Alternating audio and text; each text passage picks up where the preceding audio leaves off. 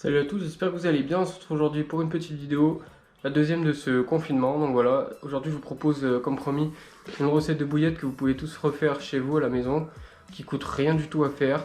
Vous pouvez même la rouler sans table, sans matériel, vraiment, vous allez voir, c'est ultra simple. Et c'est une recette de billes, voilà, qui prend du poisson n'importe où, surtout en hiver, c'est une recette à base d'épices, donc vous allez voir ça. Et en espérant que ça va vous plaire. Allez, on se retrouve tout de suite. Donc allez les potes, c'est parti. On va commencer par le mix de base. Donc c'est vraiment la base de toute recette de bouillette. Pour moi c'est composé de 3 farines dans 100% de mes bouillettes. Juste une petite variante avec soit farine de soja gras, ou si j'en ai pas, comme vous c'est assez dur à trouver, vous pouvez utiliser de la farine de pois chiche. Donc voilà, donc on commence tout de suite par 200 grammes voilà, de farine, enfin de semoule de blé. Voilà, 200 grammes. Hop. Ensuite 200 grammes de farine de maïs. Et ensuite, donc voilà, 200 grammes de farine de soja gras ou de farine de pois chiche, peu importe. Tac, donc voilà, on mélange un petit peu. Vérifie qu'il n'y ait pas trop de grumeaux. Hop, donc ça voilà, ça c'est vraiment le mix de base de toutes mes bouillettes que je peux rouler. Et en fait, c'est après qu'on décide la partie si on veut la faire carnée, si on veut la faire crémeuse, fruitée. Donc voilà, aujourd'hui ce sera une recette épicée et crémeuse. Voilà. Donc ensuite, on rajoute 100 grammes de lait en poudre. Donc de lait en poudre ou de lait pour veau. Voilà, là le but de la recette c'est de faire une recette que vous pouvez faire chez vous avec que des ingrédients que vous allez trouver chez vous. Donc voilà, là c'est du lait en poudre de base que vous utilisez tous les jours. Mais sinon du lait pour veau c'est un peu mieux niveau qualitatif. Donc ça voilà, c'est pour apporter le taux de protéines à votre bouillette. Donc hyper important. Ensuite, on va rajouter 100 à 120 grammes selon le beurre food que vous avez. Donc là c'est des graines pour canaries. Donc voilà, j'en ai mis, je crois que là il y en a 120 grammes à peu près. Hop.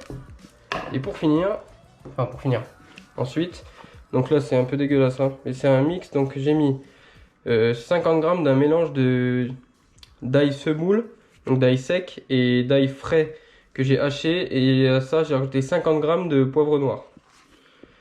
Hop, je mets ça dedans. Là déjà ça sent très très fort. Et en plus de ça, je rajoute 50 ml de canadou. Donc voilà, du sucre de canne. Donc ça, c'est parce que c'est pas un secret. Les carpes adorent le sucre. Et moi, j'en mets dans quasiment toutes mes billes, même les billes carnées. Hop. Et j'ai oublié, je rajouterai donc dans mes œufs, ou même ici, on rajoute un peu de sel, donc une cuillère à soupe de sel. Le sel qui a un exhausteur de goût, donc c'est assez important. Donc là voilà, on a un truc bien dégueulasse. On peut commencer à mélanger pour faire quelque chose d'assez homogène. Donc voilà, ça sent bien l'ail, ça sent bien le poivre.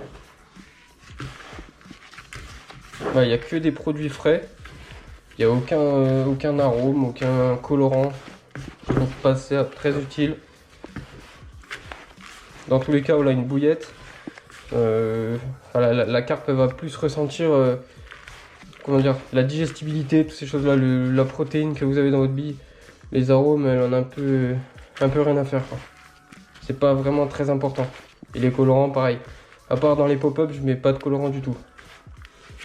Donc voilà, une fois que c'est mélangé, on va rajouter les œufs. Donc je vous reprends après, je vais aller mixer 8 œufs. Donc voilà, 8 œufs avec 3 coquilles que je vais mixer, je vous montre tout ça après. Donc voilà les potes, j'ai mixé 8 œufs avec 3 coquilles. Voilà, selon la taille des œufs que vous allez avoir. Donc le mieux bien évidemment c'est de mettre des œufs frais, élevés en plein air.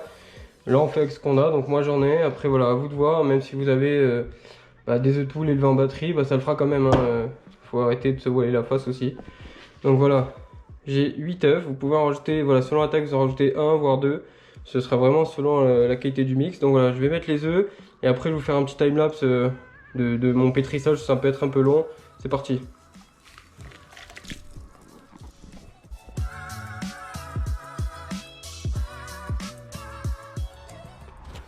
Donc voilà les potes, ça donne ça. Donc j'ai un peu galéré, hein. J'avais des œufs un peu plus gros que prévu. Donc voilà, j'ai dû rajouter un petit peu de semoule de blé. Si vous devez, si votre mix est trop liquide, rajoutez voilà, de la semoule de blé parce que c'est ça en fait qui donne le consistant de votre pâte. Donc voilà, il faut que ça soit, comment dire, faut pas que ce soit trop mou, mais faut pas que ce soit trop dur non plus. Et il faut surtout pas que ça colle en fait, voilà. Faut vraiment pas que ça colle. Donc ensuite, moi j'ai le matos, voilà. J'en ai eu pour à peu près, j'ai 3 tables et j'ai un pistolet à main. Donc voilà, pour rouler juste des kilos pour vous, franchement ça suffit largement. Et je crois que j'en ai eu pour 60 € sur Pacific Pêche. Je vais pas faire de pub ou quoi, hein, je touche rien chez eux, mais voilà, c'est du matos, ça suffit largement pour faire nous-mêmes.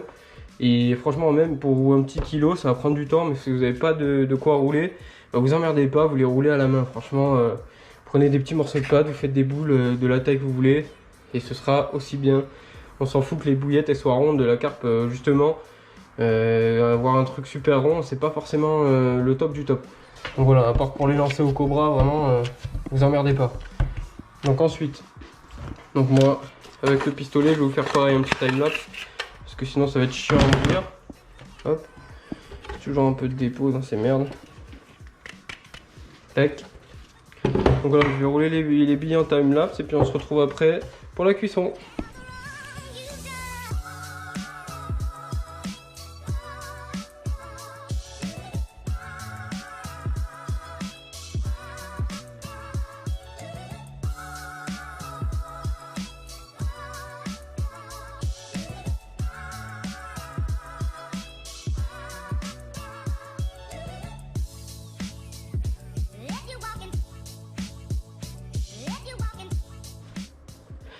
Donc voilà les amis, c'est un peu le chantier, hein, vous verrez par vous-même chez vous, votre femme va vous défoncer comme moi.